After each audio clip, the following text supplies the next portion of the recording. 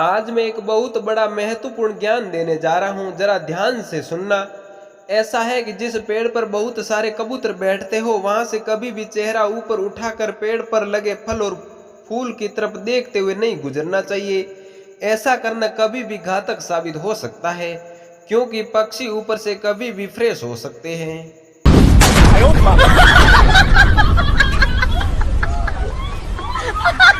एक आदमी ने दुर्घटना में अपने दोनों कान खो दिए। कोई भी प्लास्टिक सर्जन उसका समाधान नहीं कर पाया। उसने किसी से सुना कि स्वीडन में कोई सर्जन है जो इसे ठीक कर सकता है, और वो उसके पास गया। नए सर्जन ने उसकी जांच की, थोड़ी देर सोचा और फिर कहा, मैं तुम्हें ठीक कर दूंगा।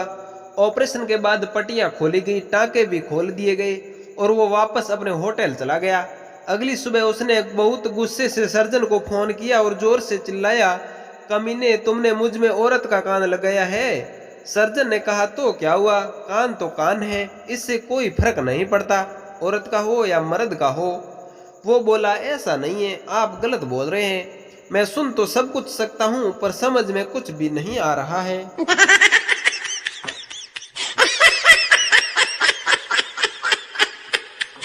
परिवार के शादी के जबरदस्त दबाव के चलते मुझे शादी के लिए एक सुंदर लड़की से मिलवाया गया। मिलने के बाद लड़की ने मेरी नौकरी को नापसंद करते हुए मुझे रिजेक्ट कर दिया। तो मैं खिसियाते हुए बोला कि तुम गलती कर रही हो, देखना 5 साल बाद यही नौकरी मुझे कितना ऊपर ले जाएगी। अलबत्ता 1 साल बाद मैंने दूसरी लड़की से शादी कर ली। 5 साल बाद मैंने उसी खूबसूरत लड़की को अपने पति के साथ एक नई चमचमाती कार में एक ट्रैफिक सिग्नल पर देखा, और मैं उस समय अपने स्कूटर को किक मार रहा था। उसने अपनी कार से मेरी तरफ देखा, लेकिन हेलमेट पहने होने से वो मुझे पहचान नहीं सकी और दूसरी तरफ देखने लगी। उस समय अपने दिल की धड़कनों को काबू में रखते हुए 5 साल बाद मुझे पहली बार हेलमेट की अहमियत का एहसास हुआ। एक बार एक कामकाजी महिला की पदोन्नति के बाद उसका एक बड़े शहर में तबादला हो गया, तो वह अपना कार्यभार संभालने उस महानगर में पहुंच गई। वहां पहुंचकर उसने देखा कि उसे कंपनी ने रहने के लिए एक फ्लैट भी दिया है। यह देख उसने तुरंत अपनी पत्नी को इसके बारे में सूचना देने के इरादे से अपने मोबाइल पे एसएमएस लिखा, परंतु गलती से उसे गलत नंबर पर भेज दिया। जिस आदमी को वह मैसेज मिला, वह अपनी पत्नी का अंतिम संस्कार करके लौट रहा था। एसएमएस पढ़ते ही वह आदमी बेहोश हो गया और उसे अस्पताल में भर्ती कराना पड़ा, क्योंकि एसएमएस में लिखा था, प्रियतम, मैं सही सलामत पहुंच गई हूं और यहाँ रहने के लिए अच्छी जगह भी मिल गई है। आप बिल्कुल चिंता मत करना, बस 1-2 दिन में आपको भी बुला लूंगी। आपकी प्यारी पत्नी।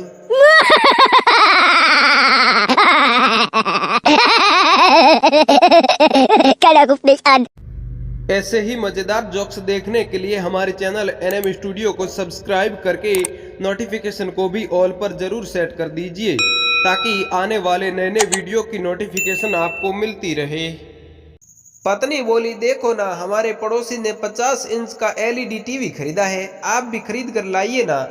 पति बोला, अरे डार्लिंग, जिसके पास तुम्हारी जैसी खूबसूरत बीवी हो, वो क्यों फालतू का वक्त टीवी देखने में व्यर्थ करेगा। पत्नी बोली, ओहो, आप भी ना, अभी आपके लिए पकोड़े बनाकर लाती हूँ। पत्नी फिर बोली, आप मेरा जन्मदिन कैसे भूल गए। पति बोला, भला तुम्हारा जन्मदिन कोई कैसे याद रखे, तुम्हें देखकर जरा भी नहीं लगता कि तुम्हारी उम्र बढ़ रही है। पत्नी पति के आंसू पोंछते हुए बोली, सच्ची, आपके लिए खीर लेकर आती हूँ। अगले दिन पति पत्नी में झगड़ा हो रहा था। पति बोला, पत्नी बोली, मैं घर संभालती हूँ, किचन संभालती हूँ, बच्चों को संभालती हूँ, तुम क्या करते हो। पति बोला, मैं खुद को संभालता हूँ तुम्हारी नशीली आंखें देखकर। पत्नी फिर बोली, आप भी ना, चलो बताओ आज क्या बनाऊं आपकी पसंद का। पत्नी को खुश रखना है तो उसकी हमेशा तारीफ करते रहो। एक बार मैं मार्केट साइड से जा रहा था, तो देखते देखते एक सुंदर सी लड़की बेचारी लंगड़ा लंगड़ा के चल रही थी। मेरा दिल पसीज गया। जिम्मेदार नागरिक होने के नाते मैंने पूछ लिया, मैडम कोई मदद कर दूं। वो नहीं मानी और बोली, मैं ठीक हूँ। मैंने सोचा बड़ी खुददार है ये तो। फिर मैं बोला, अरे आपको तकलीफ हो रही होगी, आप ऐसा करो मेरी गाड़ी में बैठ जाओ, मैं ड्रॉप कर दूंगा। वो फिर नहीं मानी। मैं बोला, चलो बाहों का सहारा दे दूं, ठीक से चल पाओगी आप। वो बोली, नो थैंक्स। मैंने सोचा पुण्य तो कमा के ही रहेंगे आज। आखिरी बार बोला, मैडम चलो ना मेरी ना आपकी, आपको बाहों में उठा लूं क्या? वो बोली, आगे 10 कदम की दूरी पे मोची की दुकान है।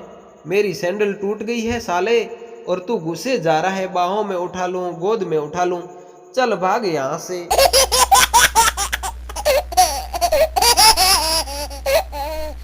एक बुजुर्ग पति पत्नी का जोड़ा एक साथ गुजर गए।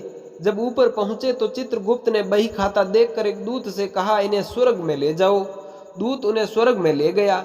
एक आलीशान बंगले में ले जाकर बोला, आप दोनों यहाँ रहेंगे। यहाँ हर तरह का आराम है, हर तरह की सुविधा उपलब्ध है। नौकर चाकर हमेशा आपकी सेवा में रहेंगे, और हाँ, आप जो भी जब भी खाना चाहें आपको मिलेगा। बुजुर्ग ने पूछा, अगर हम बीमार हो गए तो डॉक्टर कहाँ मिलेगा? दूत ने बताया, स्वर्ग में कभी कोई बीमार नहीं होता। बुजुर्ग लंबी सांस छोड़ते हुए पत्नी से बोला, अगर हम लोग अपने डॉक्टर की बात न मानकर फल सब्जियों की बजाय अपनी मन मर्जी की चीजें खाते पीते तो कई साल पहले यहाँ पहुंच जाते।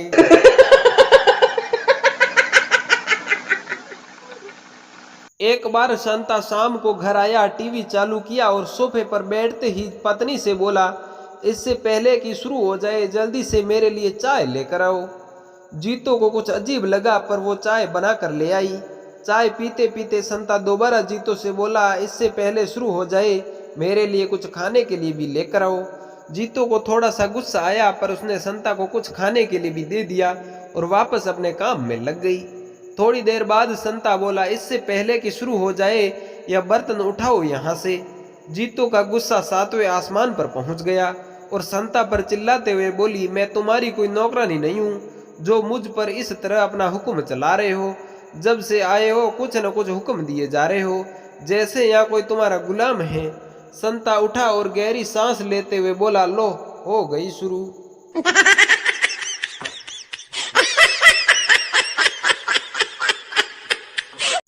एक बार पप्पू ने अपनी माँ और पापा को काम धाम करते हुए देखने के बाद अगले दिन अपनी मम्मी से पूछा, मम्मी तुम रोज रोज पापा के पेट पर उछलती क्यों हो? जीतो झेंपते हुए बोली, वो बेटा ऐसा है ना कि मैं तुम्हारे पापा के पेट में भरी हुई हवा निकालने के लिए ऐसा करती हूँ। पप्पू बोला, आप जितनी मर्जी कोशिश कर लो पर वह हवा कम नहीं होगी। जीतो बोली, क्यों तुम ऐसा कैसे कह सकते हो? पप्पू बोला, क्योंकि जब आप शाम को सब्जी मंडी जाती हो तो पड़ोस वाली आंटी आकर पापा का हथियार अपने मुंह में लेकर उनके पेट में फिर से हवा भर जाती है।